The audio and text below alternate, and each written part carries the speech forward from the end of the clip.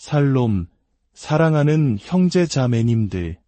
오늘 우리는 믿음과 전통, 그리고 개인의 신념이 거대한 조직과 충돌할 때 어떤 일이 일어나는지에 대한 깊은 이야기를 나누고자 합니다. 이 이야기는 멀리 호주에서 시작되었지만 그 울림은 우리 각자의 신앙생활을 돌아보게 만드는 힘을 가지고 있습니다. 오늘의 이야기가 여러분의 마음에 깊은 울림을 준다면 구독과 좋아요를 통해 더 많은 분들과 이 영적인 여정을 함께 나눌 수 있도록 도와주시길 바랍니다. 하나님의 말씀을 나누는 것은 어둠 속에서 빛을 전하는 귀한 사역과도 같습니다.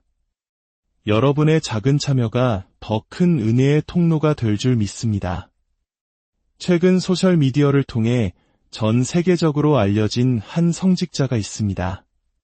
그의 이름은 마르마리 엠마누엘 주교입니다. 그는 신앙에서부터 정치에 이르기까지 다양한 주제에 대해 거침없는 발언으로 많은 이들의 주목을 받았습니다.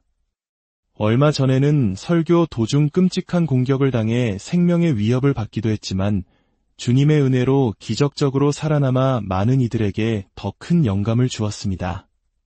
하지만 많은 사람들이 알지 못하는 사실은 그가 자신이 속했던 교단 내에서 매우 논쟁적인 역사를 가지고 있다는 점입니다. 그는 아시리아 동방교회라는 기독교의 가장 오래된 뿌리 중 하나를 간직한 교회의 주교였습니다. 이 교회는 우리가 흔히 아는 로마 가톨릭이나 동방정교회와는 또 다른 초대 교회 시대부터 이어져 온 깊은 역사를 자랑하는 곳입니다. 그런데 바로 그 교회로부터 그는 파문, 즉 교회의 일원으로 인정받을 수 없다는 선고를 받게 됩니다. 대체 무슨 일이 있었던 것일까요? 오늘 우리는 엠마누엘 주교가 왜 파문당했는지, 그리고 그가 9가지 혐의에 대해 어떻게 반박했는지 그 과정을 따라가 보겠습니다.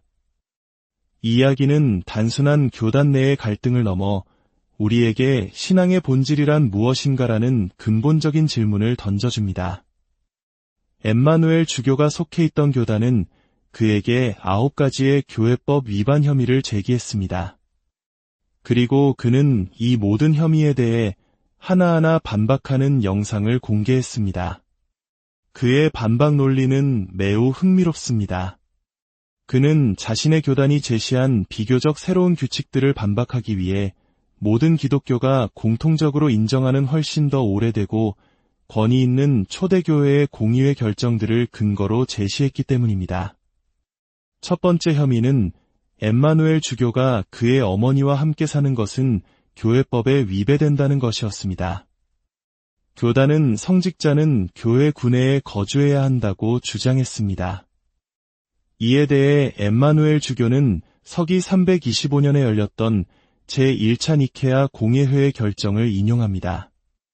이 공의회는 기독교 역사상 최초의 세계 공의회로 그 권위는 가톨릭, 정교회, 개신교를 막론하고 모두가 인정하는 것입니다.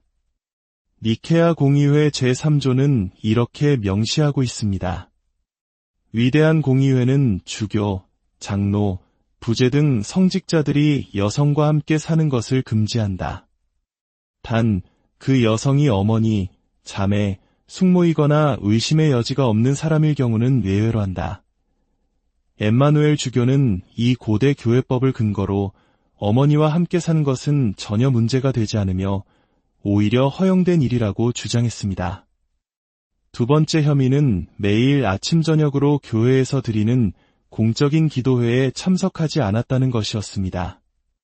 교단은 이것이 성직자의 의무를 저버린 것이라고 비판했습니다. 하지만 엠마누엘 주교는 다시 한번 고대 공의회의 규칙을 제시합니다. 제2차 콘스탄티노폴리스 공의회 규칙 80조에 따르면 성직자는 성찬 예배와 같은 핵심적인 예배에 불참했을 때만 책임을 물을 수 있으며 매일 드리는 기도회에 대한 의무는 명시되어 있지 않다는 것입니다. 심지어 성찬 예배조차 합당한 이유 없이 3주 연속으로 빠졌을 경우에만 징계 대상이 된다고 되어 있습니다. 그는 자신이 단 한 번도 성찬 예배를 거른 적이 없다고 말합니다. 이러한 반박들을 듣다 보면 우리는 한 가지 흥미로운 패턴을 발견하게 됩니다. 교단은 비교적 최근에 만들어진 내부 규율이나 전통을 내세우고 있지만 엠마누엘 주교는 기독교 신앙의 근간을 이루는 더 오래된 원칙으로 돌아가 그 규율들의 정당성에 의문을 제기하고 있는 것입니다. 이 모습, 우리 한국의 기독교인들에게는 어쩐지 낯설지 않게 들릴 수 있습니다. 바로 500여 년 전 마르틴 루터가 이끌었던 종교개혁의 모습과 놀랍도록 닮아있기 때문입니다. 당시 루터는 성경이라는 근본으로 돌아가 수세기 동안 쌓여온 로마 가톨릭 교회의 전통과 관습에 도전했습니다. 오직 성경으로를 외쳤던 종교개혁자들처럼 엠마누엘 주교는 오래된 공예회의 결정으로를 외치며 인간이 만든 전통보다 더 근본적인 신앙의 원리를 따르려 했던 것입니다. 혐의는 계속 이어집니다. 성직자의 머리 덮개인 바루나를 착용해서는 안 된다. 전단지나 교회 내에서 성인들의 그림이나 이미지를 사용해서는 안 된다는 등의 지적이 있었습니다. 이에 대해 그는 바루나는 아시리아 교회의 위대한 성인들이 착용했던 유서 깊은 전통이며 성인의 이미지를 사용하는 것 역시 교회의 오랜 관습 중 하나라고 반박합니다. 그는 심지어 교단의 총대주교가 거주하는 이라크 바그다드에서 발행되는 공식 잡지에도 성인들의 그림과 십자가가 실려 있다는 사실을 지적하며 유독 자신에게만 이것이 문제가 되는지 되물었습니다. 논란은 여기서 그치지 않았습니다. 교단은 그가 어려운 이들을 돕기 위한 자선단체를 운영하는 것을 금지했으며 성경 공부 후 교인들과 함께 차나 커피를 마시는 교제를 금지했습니다. 심지어 교인들에게, 특히 여성들에게 사랑하는 이 귀염둥이와 같은 애정 어린 표현을 사용하는 것을 금지했습니다. 이러한 혐의들은 신앙의 본질과는 거리가 멀어 보입니다. 자선은 예수 그리스도께서 자신의 삶을 내어주신 사랑의 실천 그 자체이며 교인들과의 교제는 사도행전에 나타난 초대교회의 아름다운 모습입니다. 애정 어린 표현 역시 그가 사역하는 호주 문화권에서는 흔한 친절의 표현일 뿐이라고 그는 설명합니다. 그는 하나님께서 우리에게 차갑고 냉정한 율법주의자가 되라고 부르신 것이 아니라 사랑이 넘치는 따뜻한 존재가 되라고 부르셨다고 강조합니다. 마지막으로 9번째 혐의는 휴대폰과 이어폰 사용을 금지한다는 것이었습니다. 21세기의 성직자가 소통을 위해 현대기술을 사용하는 것을 문제 삼은 것입니다. 이 모든 혐의와 반박을 통해 우리는 이 사건이 단순한 규칙 위반의 문제가 아님을 알 수 있습니다. 이것은 본질을 잃어버린 채 형식과 전통에 얽매이는 율법주의와 그에 맞서 신앙의 근본으로 돌아가려는 개혁의 정신 사이의 충돌이었습니다. 결국 엠마누엘 주교는 교단으로부터 파문당한 후 선한 목자 그리스도 교회라는 이름의 독립교회를 설립했습니다. 그는 동방시리아 기독교의 오랜 전통을 따르면서도 불필요한 규칙들로부터 자유로운 신앙 공동체를 세우고자 했습니다. 놀랍게도 이 교회는 호주 정부로부터 공식적인 교회로 인정받게 되었습니다. 마치 종교개혁 이후 루터교회가 새로운 교파로 자리 잡았던 것처럼 그의 작은 저항은 새로운 시작을 만들어낸 것입니다. 엠마누엘 주교의 이야기는 우리에게 많은 것을 생각하게 합니다. 우리의 신앙은 살아있는 하나님과의 관계에 뿌리를 두고 있습니까? 아니면 그저 익숙한 종교적 관습과 규칙을 따르는 것에 머물러 있습니까? 전통은 소중하지만 그 전통이 복음의 본질을 가리고 사랑의 실천을 막는다면 우리는 과감히 질문을 던지고 근본으로 돌아갈 용기가 필요합니다. 이야기는 한 개인의 투쟁을 넘어 시대를 초월하여 반복되는 신앙의 본질에 대한 질문입니다. 부디 오늘 나눈 이야기를 통해 우리 각자의 신앙을 더욱 깊이 성찰하고 주님께서 진정으로 원하시는 살아있는 믿음의 길을 걸어갈 수 있기를 소망합니다. 주님의 크신 은혜와 평강이 이 영상을 시청하시는 모든 분들의 삶에 가득하기를 기도합니다. 여러분의 가정과 섬기시는 공동체 위에 하나님의 축복이 항상 함께 하시길 바랍니다. 살롬, 사랑하는 형제 자매님들. 오늘 우리는 믿음과 전통, 그리고 개인의 신념이 거대한 조직과 충돌할 때 어떤 일이 일어나는지에 대한 깊은 이야기를 나누고자 합니다. 이 이야기는 멀리 호주에서 시작되었지만 그 울림은 우리 각자의 신앙생활을 돌아보게 만드는 힘을 가지고 있습니다. 오늘의 이야기가 여러분의 마음에 깊은 울림을 준다면 구독과 좋아요를 통해 더 많은 분들과 이 영적인 여정을 함께 나눌 수 있도록 도와주시길 바랍니다. 하나님의 말씀을 나누는 것은 어둠 속에서 빛을 전하는 귀한 사역과도 같습니다. 여러분의 작은 참여가 더 큰 은혜의 통로가 될 줄 믿습니다. 최근 소셜미디어를 통해 전 세계적으로 알려진 한 성직자가 있습니다. 그의 이름은 마르마리 엠마누엘 주교입니다. 그는 신앙에서부터 정치에 이르기까지 다양한 주제에 대해 거침없는 발언으로 많은 이들의 주목을 받았습니다. 얼마 전에는 설교 도중 끔찍한 공격을 당해 생명의 위협을 받기도 했지만 주님의 은혜로 기적적으로 살아남아 많은 이들에게 더 큰 영감을 주었습니다. 하지만 많은 사람들이 알지 못하는 사실은 그가 자신이 속했던 교단 내에서 매우 논쟁적인 역사를 가지고 있다는 점입니다. 그는 아시리아 동방교회라는 기독교의 가장 오래된 뿌리 중 하나를 간직한 교회의 주교였습니다. 이 교회는 우리가 흔히 아는 로마 가톨릭이나 동방정교회와는 또 다른 초대 교회 시대부터 이어져 온 깊은 역사를 자랑하는 곳입니다. 그런데 바로 그 교회로부터 그는 파문, 즉 교회의 일원으로 인정받을 수 없다는 선고를 받게 됩니다. 대체 무슨 일이 있었던 것일까요? 오늘 우리는 엠마누엘 주교가 왜 파문당했는지, 그리고 그가 9가지 혐의에 대해 어떻게 반박했는지 그 과정을 따라가 보겠습니다. 이 이야기는 단순한 교단 내의 갈등을 넘어 우리에게 신앙의 본질이란 무엇인가라는 근본적인 질문을 던져줍니다. 엠마누엘 주교가 속해 있던 교단은 그에게 9가지의 교회법 위반 혐의를 제기했습니다. 그리고 그는 이 모든 혐의에 대해 하나하나 반박하는 영상을 공개했습니다. 그의 반박 논리는 매우 흥미롭습니다. 그는 자신의 교단이 제시한 비교적 새로운 규칙들을 반박하기 위해 모든 기독교가 공통적으로 인정하는 훨씬 더 오래되고 권위 있는 초대교회의 공의회 결정들을 근거로 제시했기 때문입니다. 첫 번째 혐의는 엠마누엘 주교가 그의 어머니와 함께 사는 것은 교회법에 위배된다는 것이었습니다. 교단은 성직자는 교회 구내에 거주해야 한다고 주장했습니다. 이에 대해 엠마누엘 주교는 서기 325년에 열렸던 제1차 니케아 공의회의 결정을 인용합니다.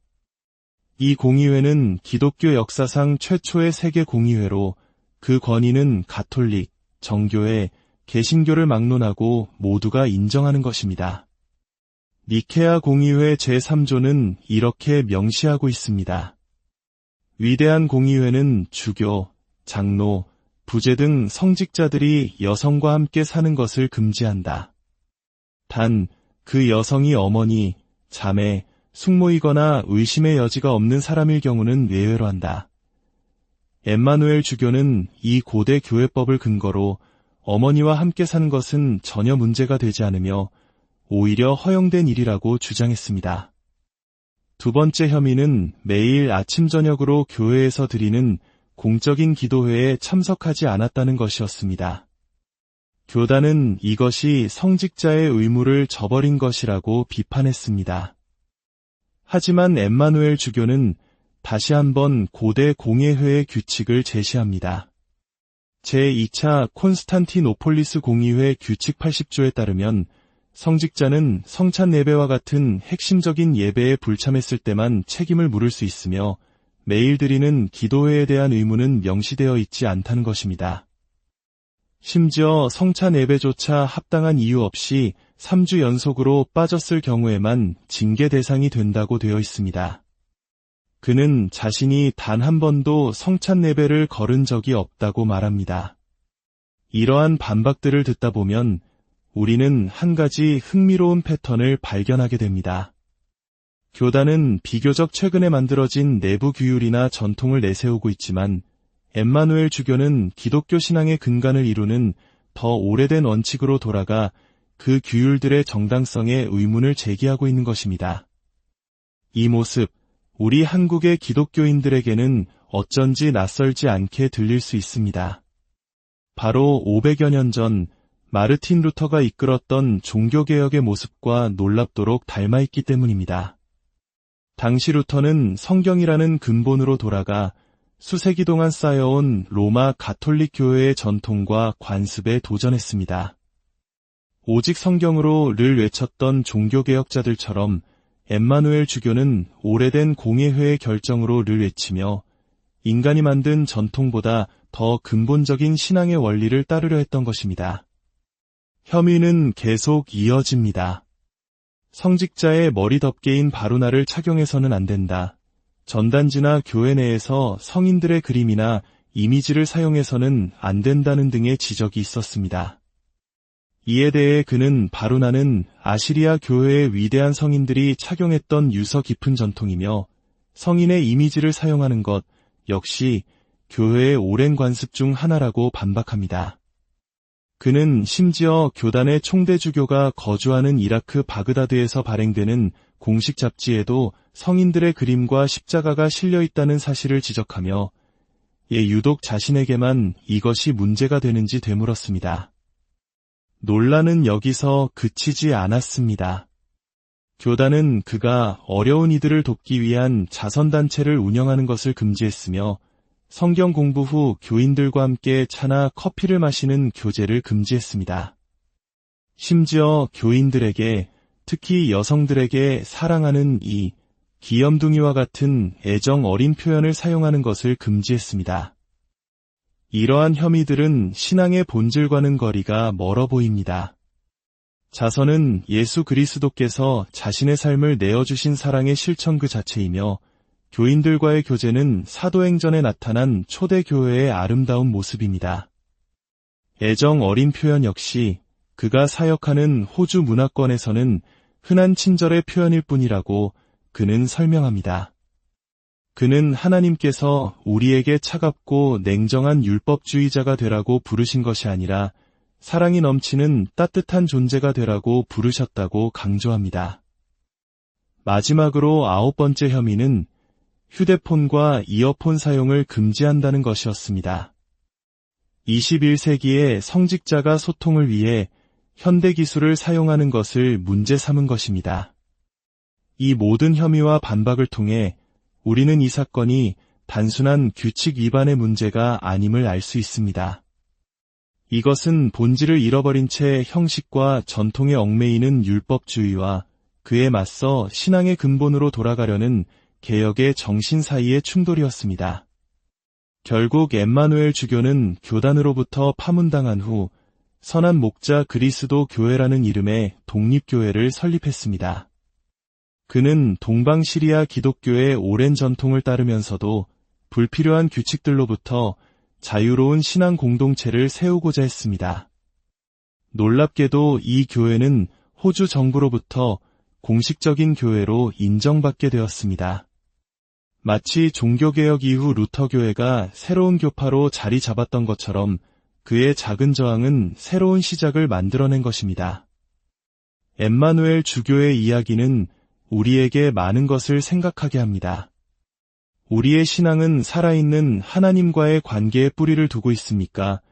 아니면 그저 익숙한 종교적 관습과 규칙을 따르는 것에 머물러 있습니까? 전통은 소중하지만 그 전통이 복음의 본질을 가리고 사랑의 실천을 막는다면 우리는 과감히 질문을 던지고 근본으로 돌아갈 용기가 필요합니다. 이야기는 한 개인의 투쟁을 넘어 시대를 초월하여 반복되는 신앙의 본질에 대한 질문입니다.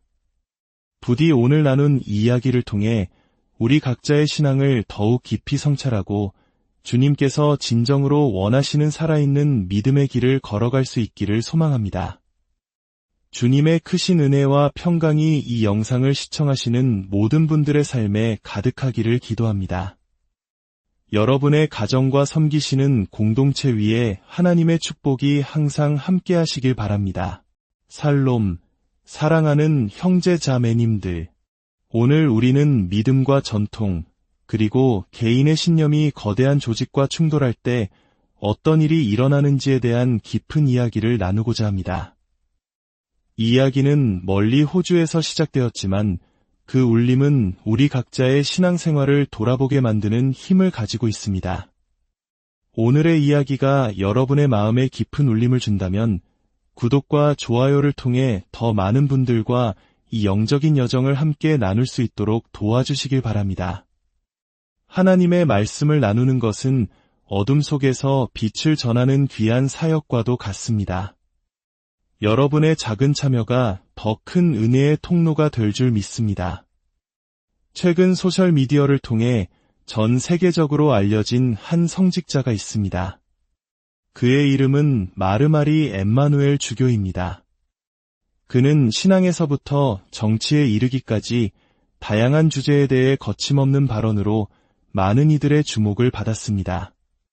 얼마 전에는 설교 도중 끔찍한 공격을 당해 생명의 위협을 받기도 했지만 주님의 은혜로 기적적으로 살아남아 많은 이들에게 더 큰 영감을 주었습니다. 하지만 많은 사람들이 알지 못하는 사실은 그가 자신이 속했던 교단 내에서 매우 논쟁적인 역사를 가지고 있다는 점입니다. 그는 아시리아 동방교회라는 기독교의 가장 오래된 뿌리 중 하나를 간직한 교회의 주교였습니다. 이 교회는 우리가 흔히 아는 로마 가톨릭이나 동방정교회와는 또 다른 초대 교회 시대부터 이어져 온 깊은 역사를 자랑하는 곳입니다. 그런데 바로 그 교회로부터 그는 파문, 즉 교회의 일원으로 인정받을 수 없다는 선고를 받게 됩니다. 대체 무슨 일이 있었던 것일까요? 오늘 우리는 엠마누엘 주교가 왜 파문당했는지, 그리고 그가 9가지 혐의에 대해 어떻게 반박했는지 그 과정을 따라가 보겠습니다. 이 이야기는 단순한 교단 내의 갈등을 넘어 우리에게 신앙의 본질이란 무엇인가라는 근본적인 질문을 던져줍니다. 엠마누엘 주교가 속해 있던 교단은 그에게 9가지의 교회법 위반 혐의를 제기했습니다. 그리고 그는 이 모든 혐의에 대해 하나하나 반박하는 영상을 공개했습니다. 그의 반박 논리는 매우 흥미롭습니다. 그는 자신의 교단이 제시한 비교적 새로운 규칙들을 반박하기 위해 모든 기독교가 공통적으로 인정하는 훨씬 더 오래되고 권위 있는 초대교회의 공의회 결정들을 근거로 제시했기 때문입니다.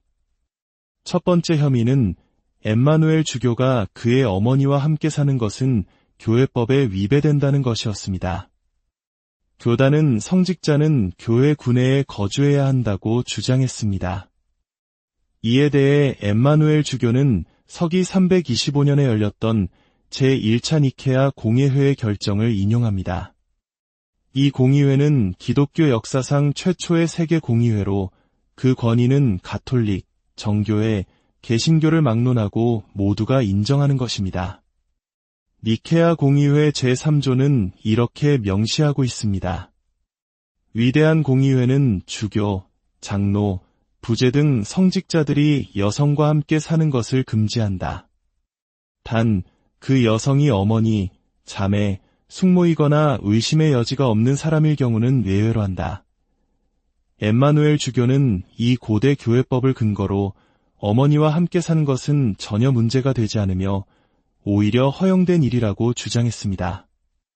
두 번째 혐의는 매일 아침 저녁으로 교회에서 드리는 공적인 기도회에 참석하지 않았다는 것이었습니다. 교단은 이것이 성직자의 의무를 저버린 것이라고 비판했습니다. 하지만 엠마누엘 주교는 다시 한번 고대 공예회의 규칙을 제시합니다. 제2차 콘스탄티노폴리스 공의회 규칙 80조에 따르면 성직자는 성찬 예배와 같은 핵심적인 예배에 불참했을 때만 책임을 물을 수 있으며 매일 드리는 기도회에 대한 의무는 명시되어 있지 않다는 것입니다. 심지어 성찬 예배조차 합당한 이유 없이 3주 연속으로 빠졌을 경우에만 징계 대상이 된다고 되어 있습니다. 그는 자신이 단 한 번도 성찬 예배를 거른 적이 없다고 말합니다. 이러한 반박들을 듣다 보면 우리는 한 가지 흥미로운 패턴을 발견하게 됩니다. 교단은 비교적 최근에 만들어진 내부 규율이나 전통을 내세우고 있지만 엠마누엘 주교는 기독교 신앙의 근간을 이루는 더 오래된 원칙으로 돌아가 그 규율들의 정당성에 의문을 제기하고 있는 것입니다. 이 모습, 우리 한국의 기독교인들에게는 어쩐지 낯설지 않게 들릴 수 있습니다. 바로 500여 년 전 마르틴 루터가 이끌었던 종교개혁의 모습과 놀랍도록 닮아있기 때문입니다. 당시 루터는 성경이라는 근본으로 돌아가 수세기 동안 쌓여온 로마 가톨릭 교회의 전통과 관습에 도전했습니다. 오직 성경으로를 외쳤던 종교개혁자들처럼 엠마누엘 주교는 오래된 공예회의 결정으로를 외치며 인간이 만든 전통보다 더 근본적인 신앙의 원리를 따르려 했던 것입니다. 혐의는 계속 이어집니다. 성직자의 머리 덮개인 바루나를 착용해서는 안 된다. 전단지나 교회 내에서 성인들의 그림이나 이미지를 사용해서는 안 된다는 등의 지적이 있었습니다. 이에 대해 그는 바루나는 아시리아 교회의 위대한 성인들이 착용했던 유서 깊은 전통이며 성인의 이미지를 사용하는 것 역시 교회의 오랜 관습 중 하나라고 반박합니다. 그는 심지어 교단의 총대주교가 거주하는 이라크 바그다드에서 발행되는 공식 잡지에도 성인들의 그림과 십자가가 실려 있다는 사실을 지적하며 유독 자신에게만 이것이 문제가 되는지 되물었습니다. 논란은 여기서 그치지 않았습니다. 교단은 그가 어려운 이들을 돕기 위한 자선단체를 운영하는 것을 금지했으며 성경 공부 후 교인들과 함께 차나 커피를 마시는 교제를 금지했습니다. 심지어 교인들에게, 특히 여성들에게 사랑하는 이 귀염둥이와 같은 애정 어린 표현을 사용하는 것을 금지했습니다. 이러한 혐의들은 신앙의 본질과는 거리가 멀어 보입니다. 자선은 예수 그리스도께서 자신의 삶을 내어주신 사랑의 실천 그 자체이며 교인들과의 교제는 사도행전에 나타난 초대교회의 아름다운 모습입니다. 애정 어린 표현 역시 그가 사역하는 호주 문화권에서는 흔한 친절의 표현일 뿐이라고 그는 설명합니다. 그는 하나님께서 우리에게 차갑고 냉정한 율법주의자가 되라고 부르신 것이 아니라 사랑이 넘치는 따뜻한 존재가 되라고 부르셨다고 강조합니다. 마지막으로 9번째 혐의는 휴대폰과 이어폰 사용을 금지한다는 것이었습니다. 21세기에 성직자가 소통을 위해 현대기술을 사용하는 것을 문제 삼은 것입니다. 이 모든 혐의와 반박을 통해 우리는 이 사건이 단순한 규칙 위반의 문제가 아님을 알 수 있습니다. 이것은 본질을 잃어버린 채 형식과 전통에 얽매이는 율법주의와 그에 맞서 신앙의 근본으로 돌아가려는 개혁의 정신 사이의 충돌이었습니다. 결국 엠마누엘 주교는 교단으로부터 파문당한 후 선한 목자 그리스도 교회라는 이름의 독립교회를 설립했습니다. 그는 동방시리아 기독교의 오랜 전통을 따르면서도 불필요한 규칙들로부터 자유로운 신앙 공동체를 세우고자 했습니다. 놀랍게도 이 교회는 호주 정부로부터 공식적인 교회로 인정받게 되었습니다. 마치 종교개혁 이후 루터교회가 새로운 교파로 자리 잡았던 것처럼 그의 작은 저항은 새로운 시작을 만들어낸 것입니다. 엠마누엘 주교의 이야기는 우리에게 많은 것을 생각하게 합니다. 우리의 신앙은 살아있는 하나님과의 관계에 뿌리를 두고 있습니까? 아니면 그저 익숙한 종교적 관습과 규칙을 따르는 것에 머물러 있습니까? 전통은 소중하지만 그 전통이 복음의 본질을 가리고 사랑의 실천을 막는다면 우리는 과감히 질문을 던지고 근본으로 돌아갈 용기가 필요합니다. 이 이야기는 한 개인의 투쟁을 넘어 시대를 초월하여 반복되는 신앙의 본질에 대한 질문입니다. 부디 오늘 나눈 이 이야기를 통해 우리 각자의 신앙을 더욱 깊이 성찰하고 주님께서 진정으로 원하시는 살아있는 믿음의 길을 걸어갈 수 있기를 소망합니다. 주님의 크신 은혜와 평강이 이 영상을 시청하시는 모든 분들의 삶에 가득하기를 기도합니다. 여러분의 가정과 섬기시는 공동체 위에 하나님의 축복이 항상 함께 하시길 바랍니다. 살롬, 사랑하는 형제 자매님들. 오늘 우리는 믿음과 전통, 그리고 개인의 신념이 거대한 조직과 충돌할 때 어떤 일이 일어나는지에 대한 깊은 이야기를 나누고자 합니다. 이 이야기는 멀리 호주에서 시작되었지만 그 울림은 우리 각자의 신앙생활을 돌아보게 만드는 힘을 가지고 있습니다. 오늘의 이야기가 여러분의 마음에 깊은 울림을 준다면 구독과 좋아요를 통해 더 많은 분들과 이 영적인 여정을 함께 나눌 수 있도록 도와주시길 바랍니다. 하나님의 말씀을 나누는 것은 어둠 속에서 빛을 전하는 귀한 사역과도 같습니다. 여러분의 작은 참여가 더 큰 은혜의 통로가 될 줄 믿습니다. 최근 소셜미디어를 통해 전 세계적으로 알려진 한 성직자가 있습니다. 그의 이름은 마르마리 엠마누엘 주교입니다. 그는 신앙에서부터 정치에 이르기까지 다양한 주제에 대해 거침없는 발언으로 많은 이들의 주목을 받았습니다. 얼마 전에는 설교 도중 끔찍한 공격을 당해 생명의 위협을 받기도 했지만 주님의 은혜로 기적적으로 살아남아 많은 이들에게 더 큰 영감을 주었습니다. 하지만 많은 사람들이 알지 못하는 사실은 그가 자신이 속했던 교단 내에서 매우 논쟁적인 역사를 가지고 있다는 점입니다. 그는 아시리아 동방교회라는 기독교의 가장 오래된 뿌리 중 하나를 간직한 교회의 주교였습니다. 이 교회는 우리가 흔히 아는 로마 가톨릭이나 동방정교회와는 또 다른 초대 교회 시대부터 이어져 온 깊은 역사를 자랑하는 곳입니다. 그런데 바로 그 교회로부터 그는 파문, 즉 교회의 일원으로 인정받을 수 없다는 선고를 받게 됩니다. 대체 무슨 일이 있었던 것일까요? 오늘 우리는 엠마누엘 주교가 왜 파문당했는지, 그리고 그가 9가지 혐의에 대해 어떻게 반박했는지 그 과정을 따라가 보겠습니다. 이 이야기는 단순한 교단 내의 갈등을 넘어 우리에게 신앙의 본질이란 무엇인가라는 근본적인 질문을 던져줍니다. 엠마누엘 주교가 속해 있던 교단은 그에게 9가지의 교회법 위반 혐의를 제기했습니다. 그리고 그는 이 모든 혐의에 대해 하나하나 반박하는 영상을 공개했습니다. 그의 반박 논리는 매우 흥미롭습니다. 그는 자신의 교단이 제시한 비교적 새로운 규칙들을 반박하기 위해 모든 기독교가 공통적으로 인정하는 훨씬 더 오래되고 권위 있는 초대교회의 공의회 결정들을 근거로 제시했기 때문입니다. 첫 번째 혐의는 엠마누엘 주교가 그의 어머니와 함께 사는 것은 교회법에 위배된다는 것이었습니다. 교단은 성직자는 교회 구내에 거주해야 한다고 주장했습니다. 이에 대해 엠마누엘 주교는 서기 325년에 열렸던 제1차 니케아 공의회의 결정을 인용합니다. 이 공의회는 기독교 역사상 최초의 세계 공의회로 그 권위는 가톨릭, 정교회, 개신교를 막론하고 모두가 인정하는 것입니다. 니케아 공의회 제3조는 이렇게 명시하고 있습니다.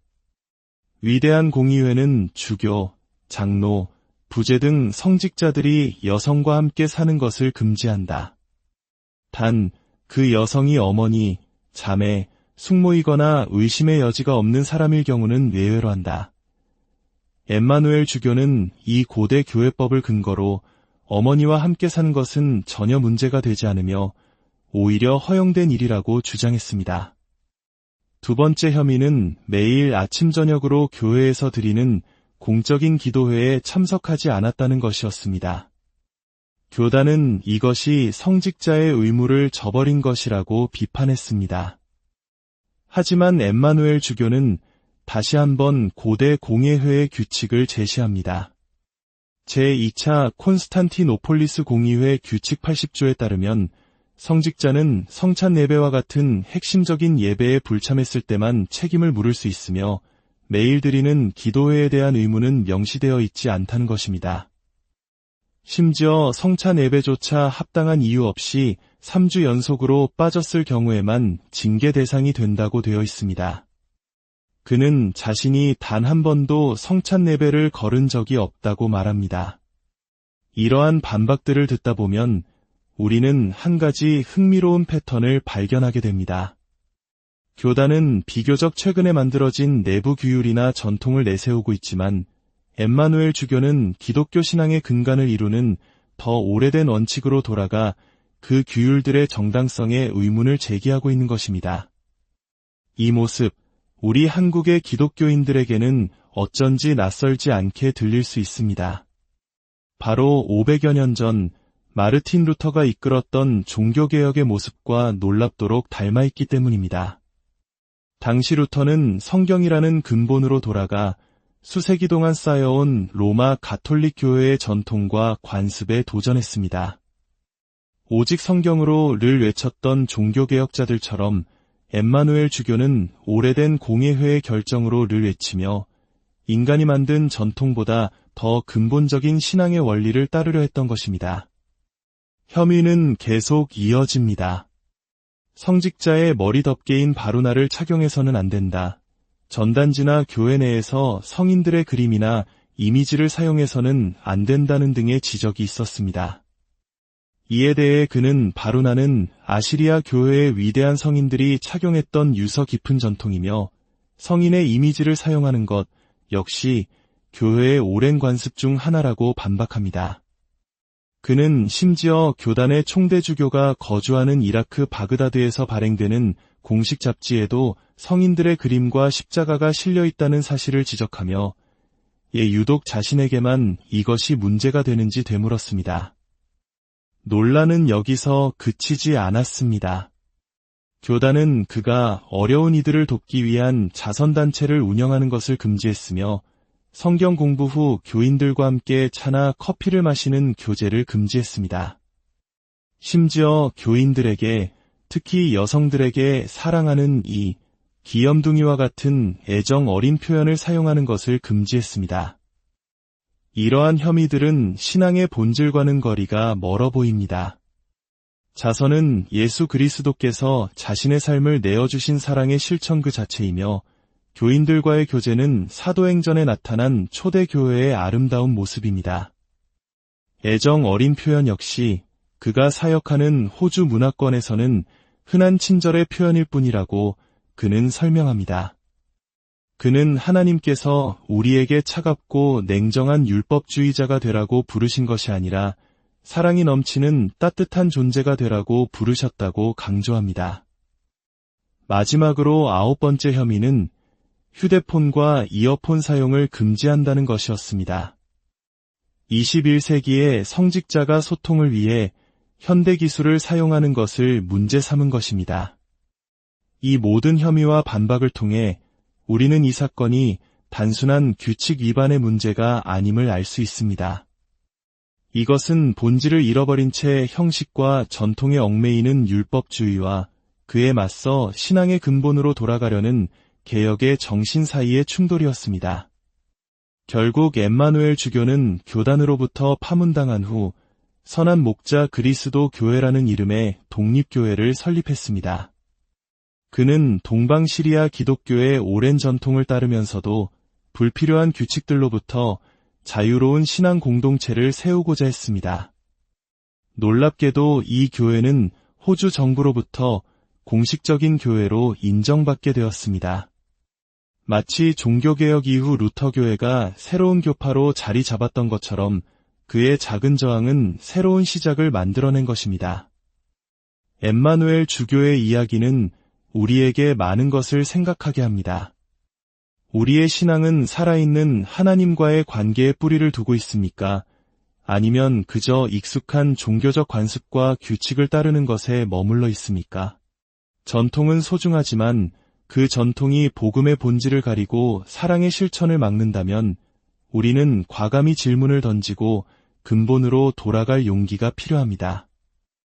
이 이야기는 한 개인의 투쟁을 넘어 시대를 초월하여 반복되는 신앙의 본질에 대한 질문입니다.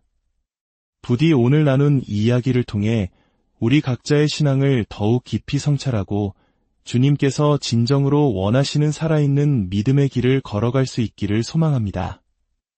주님의 크신 은혜와 평강이 이 영상을 시청하시는 모든 분들의 삶에 가득하기를 기도합니다. 여러분의 가정과 섬기시는 공동체 위에 하나님의 축복이 항상 함께 하시길 바랍니다. 살롬, 사랑하는 형제 자매님들.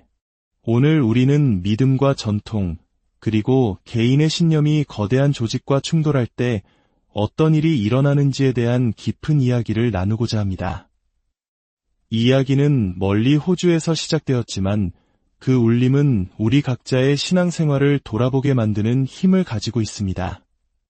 오늘의 이야기가 여러분의 마음에 깊은 울림을 준다면 구독과 좋아요를 통해 더 많은 분들과 이 영적인 여정을 함께 나눌 수 있도록 도와주시길 바랍니다. 하나님의 말씀을 나누는 것은 어둠 속에서 빛을 전하는 귀한 사역과도 같습니다. 여러분의 작은 참여가 더 큰 은혜의 통로가 될 줄 믿습니다. 최근 소셜미디어를 통해 전 세계적으로 알려진 한 성직자가 있습니다. 그의 이름은 마르마리 엠마누엘 주교입니다.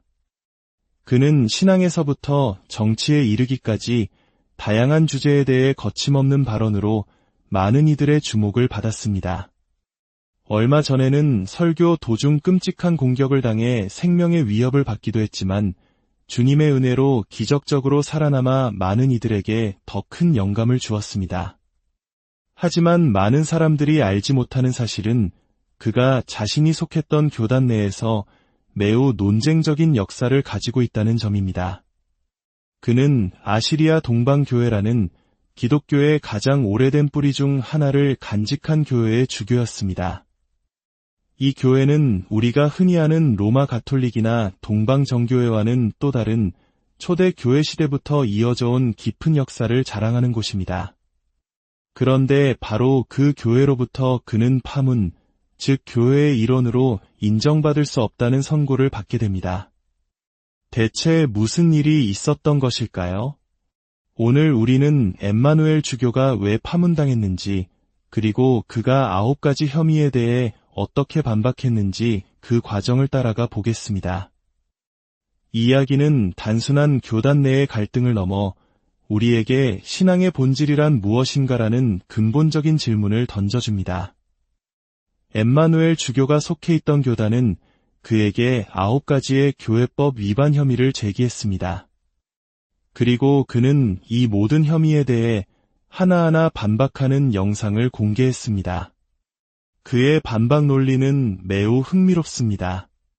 그는 자신의 교단이 제시한 비교적 새로운 규칙들을 반박하기 위해 모든 기독교가 공통적으로 인정하는 훨씬 더 오래되고 권위 있는 초대교회의 공의회 결정들을 근거로 제시했기 때문입니다. 첫 번째 혐의는 엠마누엘 주교가 그의 어머니와 함께 사는 것은 교회법에 위배된다는 것이었습니다. 교단은 성직자는 교회 구내에 거주해야 한다고 주장했습니다. 이에 대해 엠마누엘 주교는 서기 325년에 열렸던 제1차 니케아 공의회의 결정을 인용합니다. 이 공의회는 기독교 역사상 최초의 세계 공의회로 그 권위는 가톨릭, 정교회, 개신교를 막론하고 모두가 인정하는 것입니다. 니케아 공의회 제3조는 이렇게 명시하고 있습니다. 위대한 공의회는 주교, 장로, 부제 등 성직자들이 여성과 함께 사는 것을 금지한다. 단, 그 여성이 어머니, 자매, 숙모이거나 의심의 여지가 없는 사람일 경우는 예외로 한다. 엠마누엘 주교는 이 고대 교회법을 근거로 어머니와 함께 사는 것은 전혀 문제가 되지 않으며 오히려 허용된 일이라고 주장했습니다. 두 번째 혐의는 매일 아침 저녁으로 교회에서 드리는 공적인 기도회에 참석하지 않았다는 것이었습니다. 교단은 이것이 성직자의 의무를 저버린 것이라고 비판했습니다. 하지만 엠마누엘 주교는 다시 한번 고대 공예회의 규칙을 제시합니다. 제2차 콘스탄티노폴리스 공의회 규칙 80조에 따르면 성직자는 성찬 예배와 같은 핵심적인 예배에 불참했을 때만 책임을 물을 수 있으며 매일 드리는 기도회에 대한 의무는 명시되어 있지 않다는 것입니다. 심지어 성찬 예배조차 합당한 이유 없이 3주 연속으로 빠졌을 경우에만 징계 대상이 된다고 되어 있습니다. 그는 자신이 단 한 번도 성찬 예배를 거른 적이 없다고 말합니다. 이러한 반박들을 듣다 보면 우리는 한 가지 흥미로운 패턴을 발견하게 됩니다.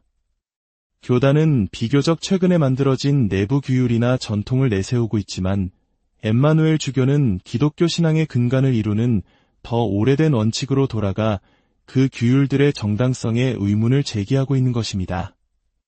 이 모습, 우리 한국의 기독교인들에게는 어쩐지 낯설지 않게 들릴 수 있습니다.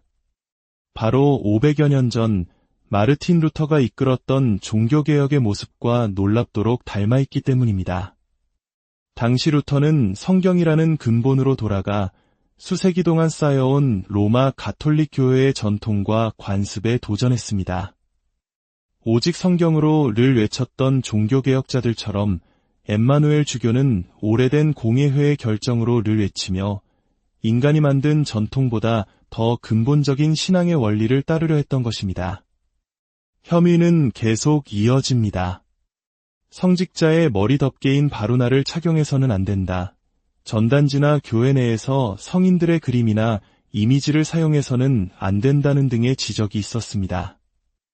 이에 대해 그는 바루나는 아시리아 교회의 위대한 성인들이 착용했던 유서 깊은 전통이며 성인의 이미지를 사용하는 것 역시 교회의 오랜 관습 중 하나라고 반박합니다.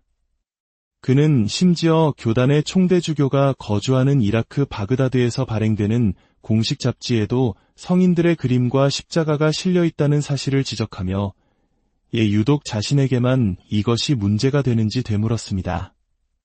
논란은 여기서 그치지 않았습니다. 교단은 그가 어려운 이들을 돕기 위한 자선단체를 운영하는 것을 금지했으며 성경 공부 후 교인들과 함께 차나 커피를 마시는 교제를 금지했습니다. 심지어 교인들에게, 특히 여성들에게 사랑하는 이 귀염둥이와 같은 애정 어린 표현을 사용하는 것을 금지했습니다. 이러한 혐의들은 신앙의 본질과는 거리가 멀어 보입니다. 자선은 예수 그리스도께서 자신의 삶을 내어주신 사랑의 실천 그 자체이며 교인들과의 교제는 사도행전에 나타난 초대교회의 아름다운 모습입니다. 애정 어린 표현 역시 그가 사역하는 호주 문화권에서는 흔한 친절의 표현일 뿐이라고 그는 설명합니다. 그는 하나님께서 우리에게 차갑고 냉정한 율법주의자가 되라고 부르신 것이 아니라 사랑이 넘치는 따뜻한 존재가 되라고 부르셨다고 강조합니다. 마지막으로 9번째 혐의는 휴대폰과 이어폰 사용을 금지한다는 것이었습니다. 21세기의 성직자가 소통을 위해 현대기술을 사용하는 것을 문제 삼은 것입니다. 이 모든 혐의와 반박을 통해 우리는 이 사건이 단순한 규칙 위반의 문제가 아님을 알 수 있습니다. 이것은 본질을 잃어버린 채 형식과 전통에 얽매이는 율법주의와 그에 맞서 신앙의 근본으로 돌아가려는 개혁의 정신 사이의 충돌이었습니다. 결국 엠마누엘 주교는 교단으로부터 파문당한 후 선한 목자 그리스도 교회라는 이름의 독립교회를 설립했습니다. 그는 동방시리아 기독교의 오랜 전통을 따르면서도 불필요한 규칙들로부터 자유로운 신앙 공동체를 세우고자 했습니다. 놀랍게도 이 교회는 호주 정부로부터 공식적인 교회로 인정받게 되었습니다. 마치 종교개혁 이후 루터교회가 새로운 교파로 자리 잡았던 것처럼 그의 작은 저항은 새로운 시작을 만들어낸 것입니다. 엠마누엘 주교의 이야기는 우리에게 많은 것을 생각하게 합니다. 우리의 신앙은 살아있는 하나님과의 관계에 뿌리를 두고 있습니까? 아니면 그저 익숙한 종교적 관습과 규칙을 따르는 것에 머물러 있습니까? 전통은 소중하지만 그 전통이 복음의 본질을 가리고 사랑의 실천을 막는다면 우리는 과감히 질문을 던지고 근본으로 돌아갈 용기가 필요합니다. 이 이야기는 한 개인의 투쟁을 넘어 시대를 초월하여 반복되는 신앙의 본질에 대한 질문입니다. 부디 오늘 나눈 이 이야기를 통해 우리 각자의 신앙을 더욱 깊이 성찰하고 주님께서 진정으로 원하시는 살아있는 믿음의 길을 걸어갈 수 있기를 소망합니다. 주님의 크신 은혜와 평강이 이 영상을 시청하시는 모든 분들의 삶에 가득하기를 기도합니다. 여러분의 가정과 섬기시는 공동체 위에 하나님의 축복이 항상 함께하시길 바랍니다. 살롬, 사랑하는 형제 자매님들. 오늘 우리는 믿음과 전통, 그리고 개인의 신념이 거대한 조직과 충돌할 때 어떤 일이 일어나는지에 대한 깊은 이야기를 나누고자 합니다. 이 이야기는 멀리 호주에서 시작되었지만 그 울림은 우리 각자의 신앙생활을 돌아보게 만드는 힘을 가지고 있습니다. 오늘의 이야기가 여러분의 마음에 깊은 울림을 준다면 구독과 좋아요를 통해 더 많은 분들과 이 영적인 여정을 함께 나눌 수 있도록 도와주시길 바랍니다. 하나님의 말씀을 나누는 것은 어둠 속에서 빛을 전하는 귀한 사역과도 같습니다. 여러분의 작은 참여가 더 큰 은혜의 통로가 될 줄 믿습니다. 최근 소셜미디어를 통해 전 세계적으로 알려진 한 성직자가 있습니다. 그의 이름은 마르마리 엠마누엘 주교입니다. 그는 신앙에서부터 정치에 이르기까지 다양한 주제에 대해 거침없는 발언으로 많은 이들의 주목을 받았습니다. 얼마 전에는 설교 도중 끔찍한 공격을 당해 생명의 위협을 받기도 했지만 주님의 은혜로 기적적으로 살아남아 많은 이들에게 더 큰 영감을 주었습니다. 하지만 많은 사람들이 알지 못하는 사실은 그가 자신이 속했던 교단 내에서 매우 논쟁적인 역사를 가지고 있다는 점입니다. 그는 아시리아 동방교회라는 기독교의 가장 오래된 뿌리 중 하나를 간직한 교회의 주교였습니다. 이 교회는 우리가 흔히 아는 로마 가톨릭이나 동방정교회와는 또 다른 초대 교회 시대부터 이어져 온 깊은 역사를 자랑하는 곳입니다. 그런데 바로 그 교회로부터 그는 파문, 즉 교회의 일원으로 인정받을 수 없다는 선고를 받게 됩니다. 대체 무슨 일이 있었던 것일까요? 오늘 우리는 엠마누엘 주교가 왜 파문당했는지, 그리고 그가 9가지 혐의에 대해 어떻게 반박했는지 그 과정을 따라가 보겠습니다. 이 이야기는 단순한 교단 내의 갈등을 넘어 우리에게 신앙의 본질이란 무엇인가라는 근본적인 질문을 던져줍니다. 엠마누엘 주교가 속해 있던 교단은 그에게 9가지의 교회법 위반 혐의를 제기했습니다. 그리고 그는 이 모든 혐의에 대해 하나하나 반박하는 영상을 공개했습니다. 그의 반박 논리는 매우 흥미롭습니다. 그는 자신의 교단이 제시한 비교적 새로운 규칙들을 반박하기 위해 모든 기독교가 공통적으로 인정하는 훨씬 더 오래되고 권위 있는 초대교회의 공의회 결정들을 근거로 제시했기 때문입니다. 첫 번째 혐의는 엠마누엘 주교가 그의 어머니와 함께 사는 것은 교회법에 위배된다는 것이었습니다. 교단은 성직자는 교회 구내에 거주해야 한다고 주장했습니다. 이에 대해 엠마누엘 주교는 서기 325년에 열렸던 제1차 니케아 공의회의 결정을 인용합니다. 이 공의회는 기독교 역사상 최초의 세계 공의회로 그 권위는 가톨릭, 정교회, 개신교를 막론하고 모두가 인정하는 것입니다. 니케아 공의회 제3조는 이렇게 명시하고 있습니다. 위대한 공의회는 주교, 장로, 부제 등 성직자들이 여성과 함께 사는 것을 금지한다.